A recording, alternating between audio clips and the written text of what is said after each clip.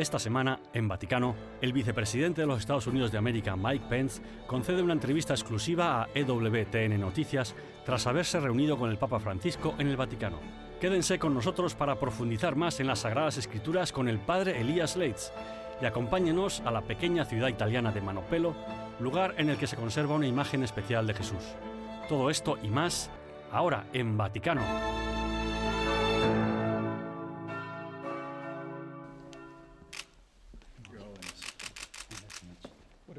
El 24 de enero, el Papa Francisco recibió al vicepresidente de los Estados Unidos de América, Mike Pence, en el Palacio Apostólico del Vaticano.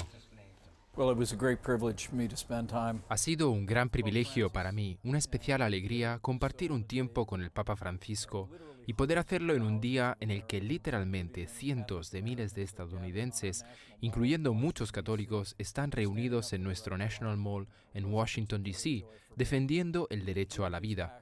Escuchar su pasión por lo sagrado de la vida, saber que los obispos americanos pudieron reunirse con él este mismo mes y hablar de su determinación por ver a la Iglesia de los Estados Unidos continuar defendiendo sin excusas lo sagrado de la vida humana, como siempre ha hecho, ha sido un gran privilegio.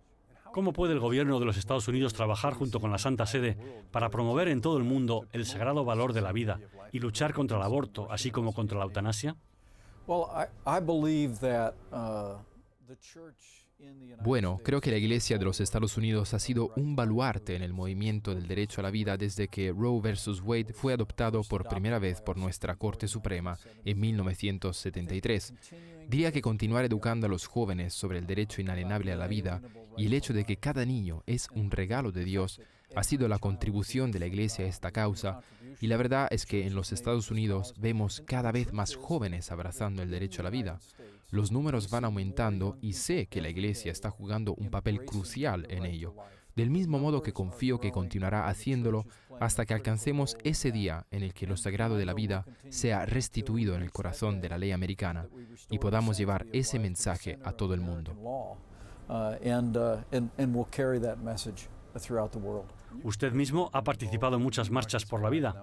Ahora bien, señor vicepresidente, ¿cómo es que también usted se ha tomado esto como una especie de campaña personal? Bueno, tanto para mi esposa como para mí, predicar públicamente con nuestro ejemplo es una vocación, es una respuesta consecuente a nuestras convicciones, una llamada de nuestra fe. Ambos consideramos que es el asunto moral más apremiante de nuestro tiempo. Volviendo a su reunión con el Papa Francisco de hoy, ¿hablaron de las tensiones entre los Estados Unidos e Irán? Porque él sí que lo ha mencionado y ha invitado a ambas partes a dialogar. Today in my discussions with Pope Francis, we spoke about a number of issues. En esas conversaciones que hoy he mantenido con el Papa Francisco, hemos hablado de diversos asuntos, incluyendo la gran preocupación que el Santo Padre tiene por las minorías cristianas y religiosas de Irak y de toda la llanura de Nínive. Le dije al Papa que nos sentimos muy orgullosos de colaborar con muchas organizaciones benéficas católicas a la vez que trabajamos en la reconstrucción de las comunidades cristianas que fueron tan devastadas por el ISIS y toda la acción terrorista acaecida en la región a lo largo de estos últimos años. De hecho, nos llegamos a asociar con los Caballeros de Colón y otras organizaciones de la región para hacer posible que esas comunidades cristianas regresen y tengan comunidades vivas, no solo cristianas, sino también yazidis. Y el Papa compartió conmigo su gran interés por el tema de la persecución religiosa y por las minorías religiosas en todo el Oriente Medio. En ese momento también hablamos de Venezuela. El Papa Francisco es hijo de Sudamérica y queríamos entender mejor su visión sobre cómo podemos trabajar juntos como comunidad global para ayudar a restaurar la democracia para el pueblo como el venezolano. Pedí consejo al Papa Francisco sobre cómo podemos trabajar más estrechamente con él y con la Iglesia de Venezuela de América Central y del Sur para así poder ejercer una presión real desde la base que haga posible que el pueblo venezolano tenga un renacimiento a la libertad.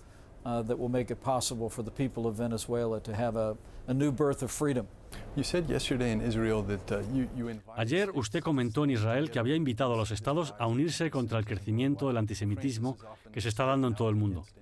También el Papa Francisco ha hablado a menudo en contra del antisemitismo. ¿Cómo considera que los Estados Unidos, Europa y el mundo podrían dar pasos concretos contra el antisemitismo? First, it's so important that we remember the past. Bueno, antes que nada, es de gran importancia no olvidar el pasado para no revivirlo en el futuro. Ayer mismo tuve el gran privilegio de estar en Jerusalén para conmemorar el 75 aniversario de la liberación de Auschwitz, y fue profundamente conmovedor ver a casi 60 líderes mundiales reunidos conmemorando lo que no solo fue el capítulo más oscuro de la historia de la humanidad, sino para señalar lo que de hecho fue un triunfo de la libertad hace 75 años. Igualmente impresionante fue el llamamiento universal que todos los presentes realizamos a la hora de condenar el antisemitismo en cualquiera de sus formas, pues la verdad es que estamos presenciando cómo el vil odio antisemita asoma la cabeza tanto en la retórica como en la práctica por todo el mundo. En realidad, a día de hoy, Irán niega oficialmente que el Holocausto haya sucedido alguna vez, y habitualmente proclama que su objetivo es borrar a Israel del mapa. Es importante, particularmente a la luz de nuestras acciones contra Irán y nuestro liderazgo militar de hace apenas un mes, que el mundo continúe aislando a Irán económica y diplomáticamente, una carga que el presidente Trump ha asumido liderar. No podemos permitir que el principal patrocinador del terrorismo, tan lleno de odio hacia Israel, tenga alguna vez un arma nuclear. Seguiremos manteniéndonos firmes y trabajando para unir a la comunidad mundial y así detener el antisemitismo donde quiera que surge. Esto debe ser una prioridad de todas las naciones del mundo. Basta con mirar ese oscuro capítulo de hace 75 años para saber lo peligroso que es el antisemitismo y cómo a estas alturas es un imperativo moral que se condene y se rechace donde quiera que se exprese. Muchas gracias, señor vicepresidente. Thank you.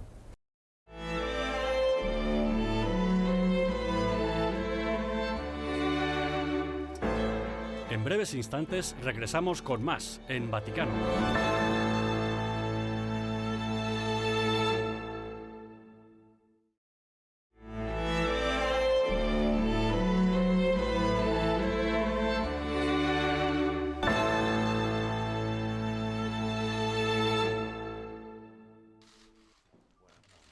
Al día siguiente de reunirse con el vicepresidente de los Estados Unidos, el Santo Padre dio la bienvenida al presidente iraquí Barham Salih.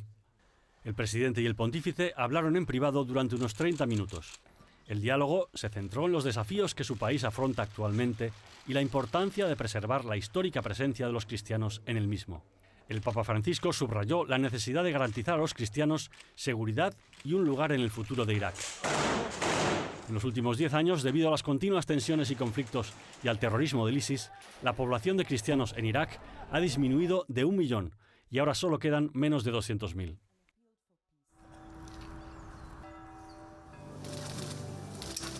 Rociando a la congregación con agua bendita, el cardenal Michael Czerny entró como titular a su nueva iglesia en Roma. La parroquia tiene dos vínculos muy estrechos con el recién nombrado cardenal. En primer lugar, con su nombre. La parroquia está dedicada a San Miguel Arcángel, patrón del cardenal Michael Czerny. En segundo lugar, con el trabajo mismo del cardenal. La parroquia está situada en el barrio Pietralata, en la periferia de Roma, en el que viven un gran número de inmigrantes. El cardenal Czerny es un estrecho colaborador del Papa Francisco, que lo nombró jefe de la sección de migrantes y refugiados del Dicasterio para el Desarrollo Integral del Hombre. Mostrando la foto de la Sagrada Familia de Egipto, el cardenal Czerny explicó que él también es hijo de inmigrantes. Su familia huyó de la entonces Checoslovaquia en 1948 y emigró a Canadá. Su abuela hizo este dibujo como un recordatorio de la historia de su familia. Mi escudo de armas muestra un barco con una familia de 4 miembros. Es un símbolo de los muchos inmigrantes y refugiados que se trasladan en barco. El barco es también una imagen tradicional de la Iglesia, como la barca de Pedro, que tiene el mandato de nuestro Señor para acoger al extranjero. Siguiendo la antigua tradición, el pontífice romano asigna a cada cardenal una parroquia romana para subrayar el particular vínculo de la Iglesia de Roma con su ministerio apostólico. El Instituto Salesiano está preparando la elección del próximo sucesor de San Juan Bosco, así como la elaboración de la hoja de ruta para el trabajo de la familia salesiana en los próximos años. El actual rector mayor, el padre Ángel Fernández Artime, aporta más detalles. Bueno, es nuestra asamblea cada 6 años, donde venimos representantes de todo el mundo, seremos 243, representando a los 134 naciones en las que estamos, y se trata de pensar y pensarnos para los próximos 6 años, cómo siendo salesianos, cómo ser mejores salesianos hoy para los jóvenes, con qué programa de acción.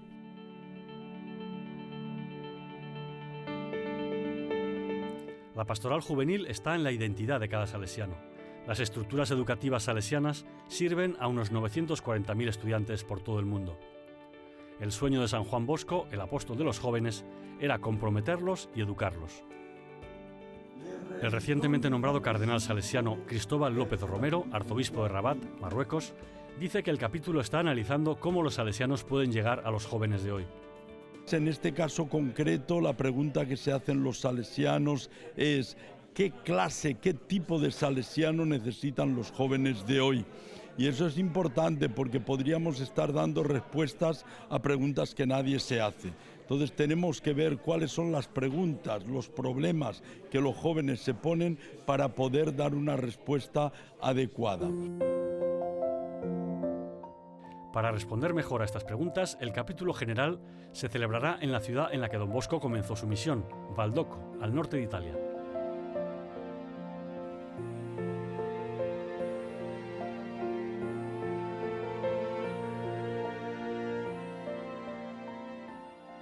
Allí están nuestros orígenes, está la capillita donde comenzó Don Bosco el primer oratorio, está la pequeñita iglesia de San Francisco de Sales, donde comenzaron los primeros salesianos, está la hermosa y significativa Basílica de María Auxiliadora, está el mismo patio donde jugaban los muchachos, es decir, ahí maduró Don Bosco también como fundador, como creador de sueños para los jóvenes.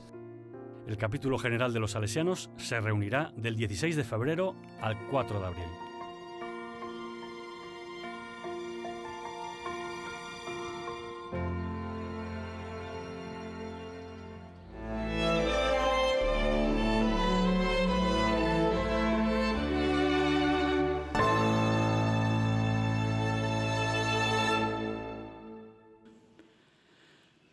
Lavorare insieme per vivere l'ospitalità ecumenica.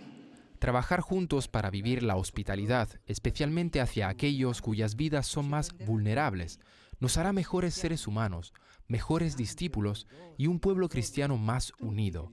Nos acercará a la unidad que es la voluntad de Dios para nosotros. Che è la volontà di Dio per noi. Grazie.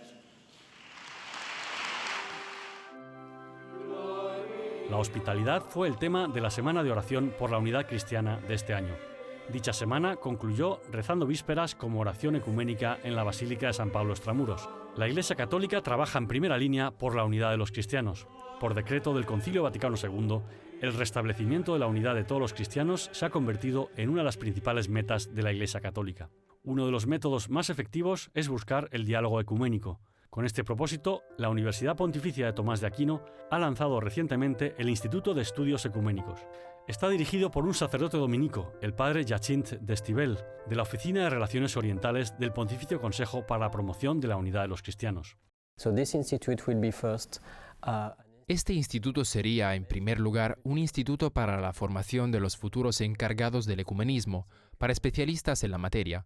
En cada diócesis hay un oficial ecuménico, así que imagínese, habiendo en Italia 226 diócesis y teniendo cada una de ellas un oficial ecuménico, pretendemos preparar a todas esas personas para que sean competentes y proponemos no solo una formación canónica obtenida mediante títulos, bien sean canónicos o licenciaturas que incluyen doctorados, sino ofreciendo una formación ecuménica completa de modo continuado una vez al mes a lo largo de 2 años para las personas que estén dispuestas a especializarse en ecumenismo. Esta es la parte formativa del instituto, pero también tenemos la ambición de investigar, ya que este instituto está bajo el patrocinio del Pontificio Consejo para la Promoción de la Unidad de los Cristianos, y frecuentemente hay ciertos temas particulares que se requieren estudios específicos. Por ejemplo, debido a que yo estoy en el Consejo Pontificio responsable de la Iglesia Ortodoxa Oriental, recientemente tuvimos un dilema sobre quién es el ministro del matrimonio. ¿Es el sacerdote o lo son los propios cónyuges? Para una cuestión tan específica podría haber sido muy útil disponer de una plataforma, un lugar en el que reflexionar como instituto ecuménico. Este es el propósito de nuestro instituto, estar al servicio de la Iglesia Universal para investigar sobre asuntos que requieren cierta reflexión. Such issues requiring some reflection.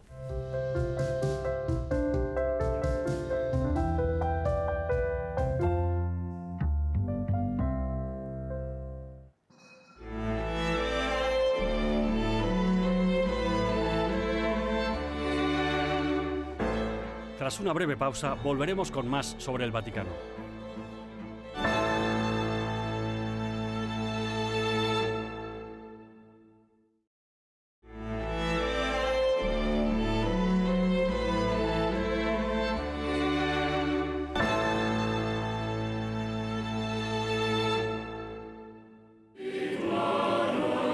El domingo 26 de enero de 2020 pasó a la historia como el primer domingo de la Palabra de Dios.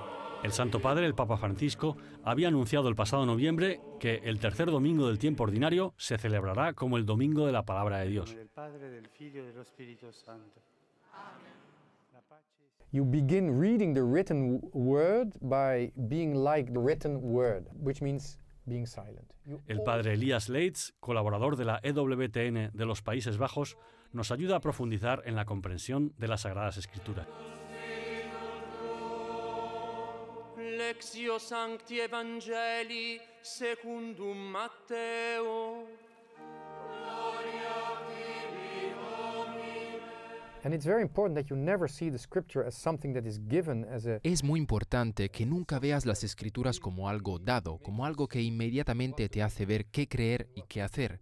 Es algo que debes digerir. Es algo que se te da, de modo que a poco irás comprendiendo lo que Dios te llama a hacer. ¿Qué tipo de proceso debemos seguir? ¿Cómo podremos aplicar este particular domingo a la palabra de Dios? It's a personal word by a personal God, but Es la palabra personal de un Dios personal, pero este Dios necesita de mi compromiso para darle a su palabra su significado pleno y definitivo.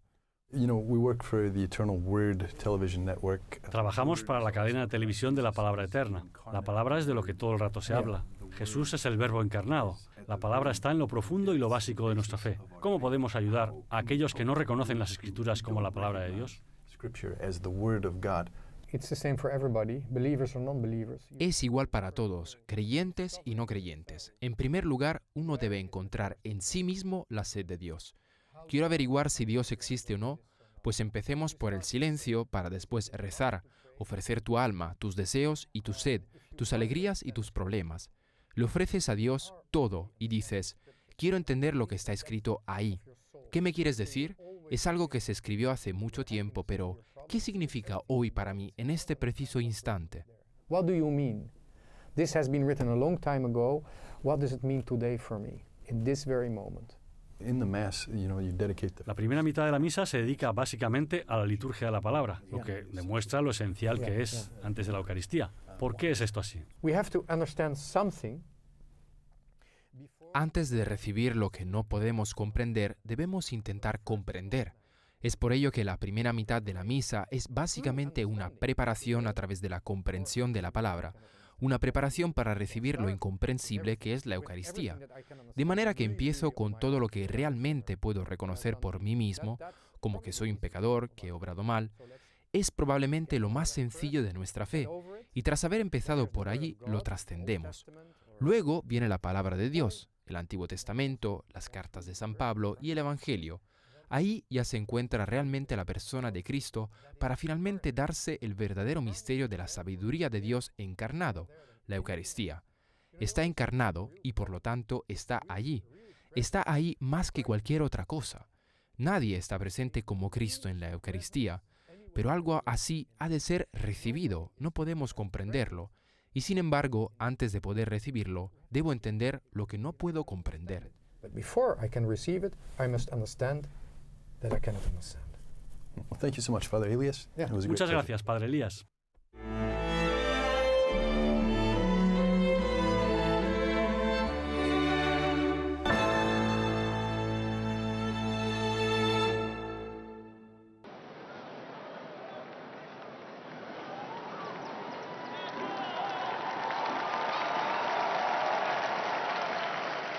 El segundo domingo después de la Epifanía, durante el discurso del Ángelus del domingo Omnis Terra, el Papa Francisco nos invitó a todos a contemplar el santo rostro de Cristo. Contemplemos con nuestros ojos, pero más aún con nuestros corazones, y dejémonos inspirar por el Espíritu Santo que desde dentro nos dice, es Él, es el Hijo de Dios hecho Cordero, inmolado por amor. Immolato per amore.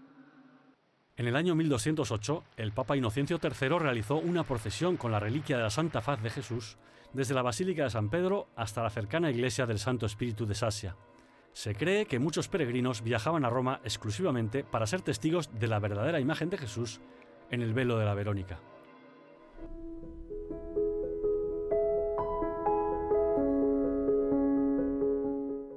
Hoy la celebración del domingo Omnis Terra tiene una dimensión especial aquí en el Santuario de la Santa Faz, en Manopelo, en el norte de Italia.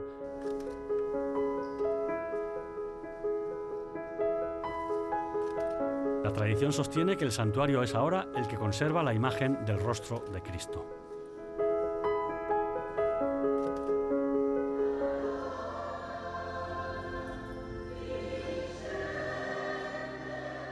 Este año la Santa Misa fue presidida por el cardenal Koch, presidente del Pontificio Consejo para la Promoción de la Unidad Cristiana.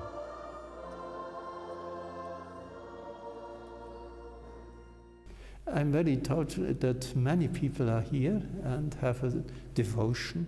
Me conmueve el hecho de que tanta gente esté aquí y tenga devoción a esta imagen, a este icono del santo rostro de Jesucristo, de Dios.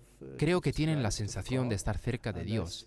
Esa es para mí también personalmente la experiencia más hermosa. This is for me the most beautiful experience, also for me personally.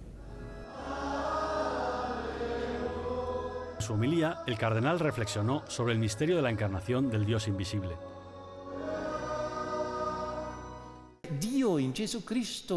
Dios en Jesucristo se ha acercado lo más posible a nosotros, los hombres, revelándonos su nombre y mostrándonos su verdadero rostro. Il vero volto.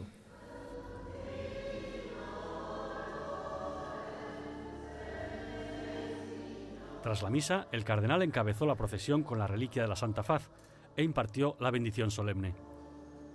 Così vi benedica Dio Onnipotente, Padre,